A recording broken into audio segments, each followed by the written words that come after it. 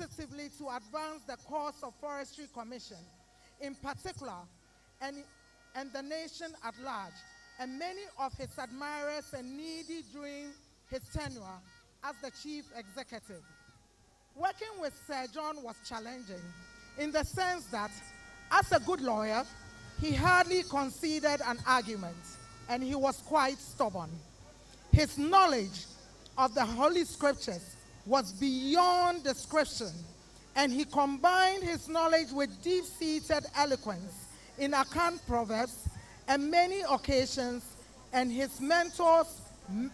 had his mentors mesmerized. His greatest assets were in politics and philanthropism. In politics, Kojo could reduce many difficult and complex issues into laughter. He will be remembered for some of his wise observations, such as fear delegates. Koko ase krasini, wono kramai, yepel, yesmawa na yediaswao, and many others.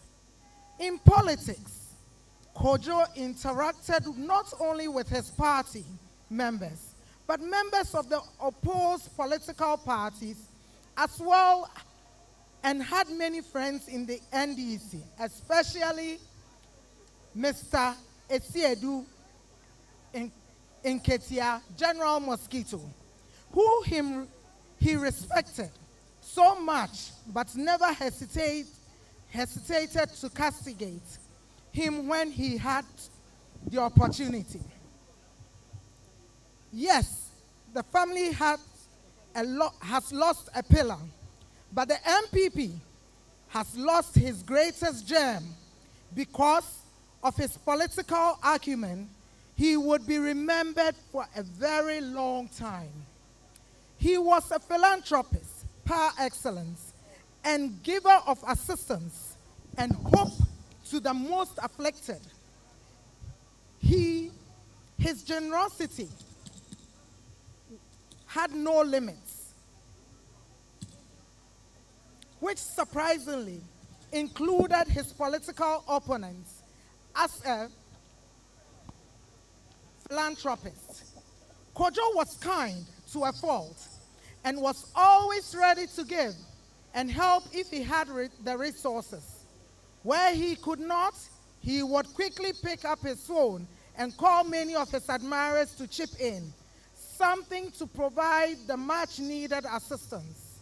Our observations were not for only MPP members who benefited from his large but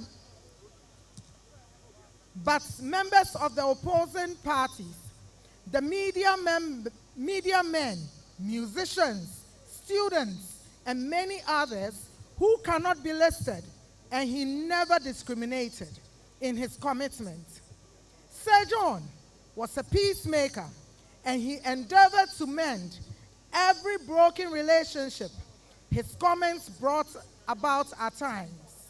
Not once did any of our board meetings end up on a sour note with Sir John in attendance. Never. Even on rare occasions when tempers flared up during heated deliberations, he would make sure that every pent up ill feeling was doused masterfully with calm but calculated placations to win the irate. Like a tapestry, Sir John would, with apt proverbs laced with irresistible humor, weave reconciliatory statements so potent enough to disarm disgruntled feelings bottled up by anyone. Thus, he was able to restore genuine smile on faces of his colleagues in the spirit of cordiality before board meetings ended. Sir John was a diplomat, extraordinary. No wonder the Forestry Board had a wonderful working relationship with his management during his tenure. We remember the bold action he took in 2017 when Forestry Commission was given approval by the government to employ 15,000 youth under the Youth in Afforestation Program, a government-initiated forest plantation development project aimed at creating green jobs for the teeming unemployed youth, enhancing food security, and planting trees across the various landscapes in Ghana. In his usual deal, to ensuring that majority of our unemployed youth benefited from this program, he exceeded the limit, ignored the warnings of the board, and ended up employing more than 50,000 beneficiaries. Now that's the stubborn side of Sir John, which we loved, and we argued with him, fought with him, especially me. He gave no particular consideration to the political affiliations of these beneficiaries before they were employed. Neither did he consider the geographical locations these beneficiaries came from, much less their ethnic background. The fact that today we see the beneficiaries in every nook and cranny and across the length and breadth of Ghana is a testimony to the memory of Sir John, that in reality, he lived above petty, parochial, political interests. The decision to exceed the 15,000 quota came with serious financial repercussions, as the huge allowances could not be met on time, and attacks on his personality suffered irreparable damage, as some of the beneficiaries resorted to demonstrations and other crude methods. Anytime payment of their monthly allowances was unduly delayed. One beneficiary, we recall, invoked curses on him in a viral video, impugning that Sir John was investing their unpaid allowances, which was not the case. He felt the pain when he realized that some of the people he was committed to defend had turned against him. In the midst of all these, he never blamed them or regretted the decision he took. With the unflinching support of His Excellency, the President Nana Addo Dankwa Akufo-Addo, and the board, Sir John managed to keep the program afloat. So far, an unestimated total area in the excess of 30 million have been planted in the country by the beneficiaries of the program through the enrichment planting, direct planting, amenity planting, and seed orchard. The total acreage, which have been exceeded, but for the outbreak of COVID-19 in 2020, which undermined the operational activities of the program. Sir John ensured before his demise that provision was made in 2020 national budget to cater for the allowances of all the beneficiaries with the help of His Excellency, the President. It was good that this was done in his lifetime. The legacy of Sir John in the annals of the Forestry Commission is forever written with this singular act of service and unflinching dedication, which has provided opportunities to many individuals, families, and communities to put food on their tables. Sir John employed more than 450 permanent staff during his tenure. As the Chief Executive of the Forestry Commission, he promoted the cause of hard-working female staff during his tenure and demystified the composition of the Forestry Commission management team as an exclusive pursuit of the male staff, for elevating 3 qualified managers into managerial positions for the first time in the history of the Commission. Sir John gave equal attention to the various divisions and units of the Commission.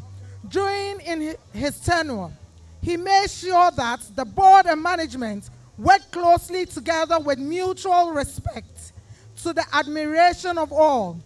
It is not surprising that the media did not have an opportunity to discuss any impasse between the Forestry Commission and board and management during his tenure as chief executive. This is not because the two agreed on every issue, but because the board chairman and Sir John Burìed were all simmering hostilities to the administration of all. He cooperated and endured that all differences were resolved in-house. Sir John has left a legacy to follow. His humanity was legend. His hospitality knew no bound. His sense of humor was unparalleled. His love was genuine. His smile was infectious. His tenacity was unyielding. The respect he earned was overwhelming. Sir John protected the Forestry Commission as his own. He always stated he owned it. He's the CEO. Eya media, where media, Forestry Commission ya media, Forest in media. Sir John protected the Forestry Commission. He influenced positively to advance the cause of the Forestry Commission in several ways. Yes, Sir John had his enemies, but his characteristics and benevolence overpowered them all. Forestry Commission will surely miss him. His colleagues, members of the board, will surely miss him. Mr. Kojo Owusu-Afriye, Sir John, the year, Miniabema, the year, Nanti ye, Nyamin Faunsie, non somu, Ukoi. We promise you stated that even if Nanado Dankwa Kufuado was in a wheelchair, you will watch him become president. And this is a promise to you. We will try and break this 8 years and go the next level. Sir John, Kukudu, Eshi, Rado. Fare thee well, my brother. Deye, dem fed you.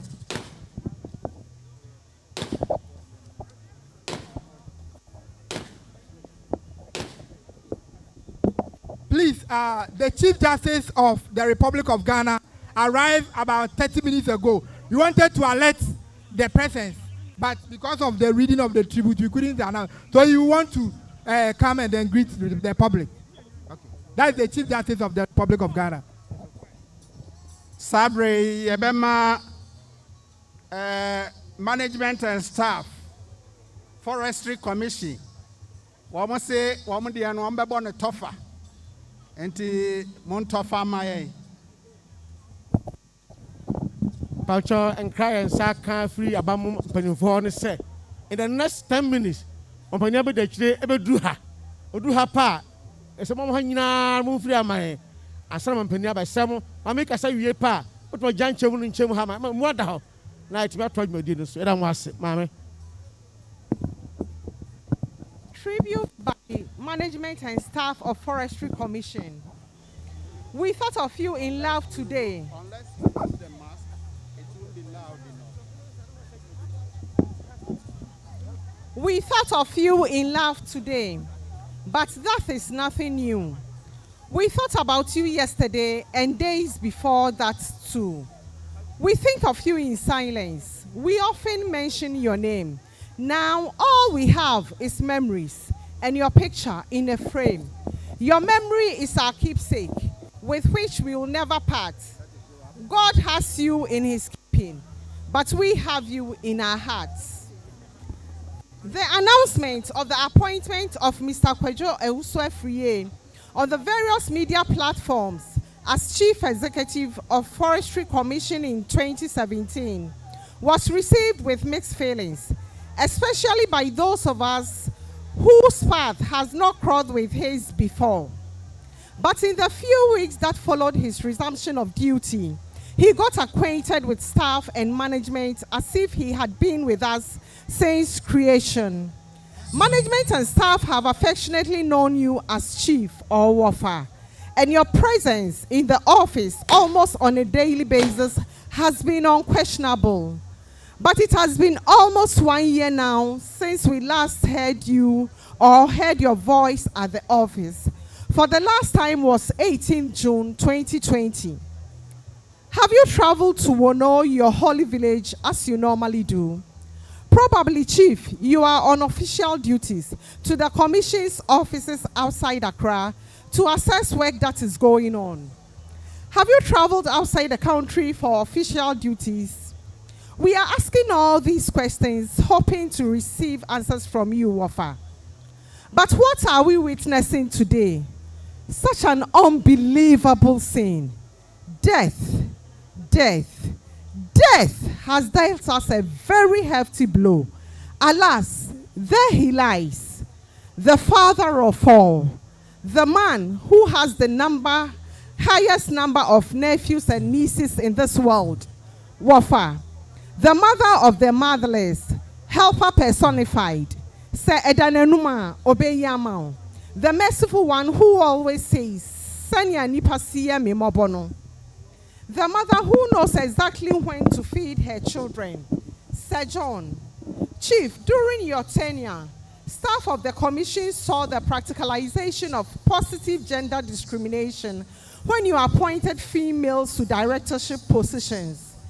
Your desire to help staff hone their skills to enable them perform better on their jobs led you to focus on capacity building for staff, both home and abroad. Chief, we cannot leave out the unprecedented job creation for a large number of the nation's hitherto unemployed youth, the evidence of which is crystal clear throughout the country. You indeed touched every facet of the Commission. Chief, for the period that we worked with you, you taught us lessons, including the following: the need to maintain a cordial and harmonious working relationship with all manner of people, openness, uprightness, transparency, and participation in corporate governance, compassion for the vulnerable and marginalized groups, persistence in the achievement of defined visions in the midst of adversity, appreciating subordinates and motivating them to give of their best in the midst of difficult circumstances, identifying the potentials of subordinate staff and assigning them more challenging responsibilities, running an all-inclusive administration devoid of partisan or political considerations, and leaving behind legacies of unity, teamwork, hard work, and integrity. Wafa, we miss your wise sayings and proverbs, which you weave expertly into your conversations. We cherish so much your real life experiences and your pieces of advice, which you always share with us, especially after work. We cannot count the number of proverbs you taught us. Yes, ucha nke gua na unsi dying. Yafani hahane enko aprinking sima. Forget your interesting and educative stories and the way you make the atmosphere at work very lively. We come to work knowing that we will meet a father, a mentor, an advisor-in-chief, and a boss extraordinaire. Chief, you visit our offices and have chit-chats with us to find out how we are faring on our various assignments. You appreciate every little effort that we put in our day-to-day duties and reprimand us and teaches us the right things when we go wrong.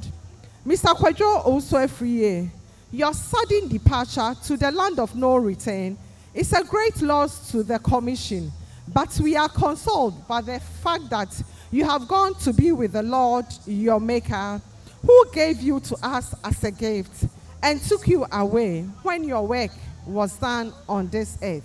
Your life was a blessing, your memory a treasure. You are loved beyond words and made beyond measure. Chief, the year. Sir John, your legacy lives on. Wafa, onyame infaunsie. Ejape, obuafu yena. Dadin. Thank you.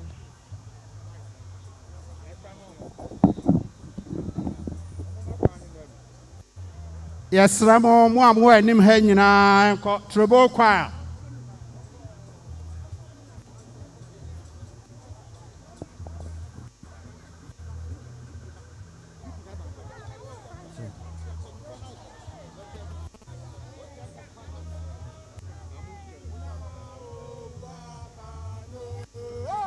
Trombone choir.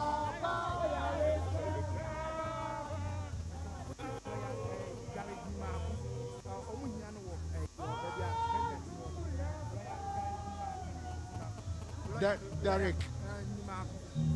Lawyer Derek Numako, yehia wo days nachi, presidency days nachi, Mr.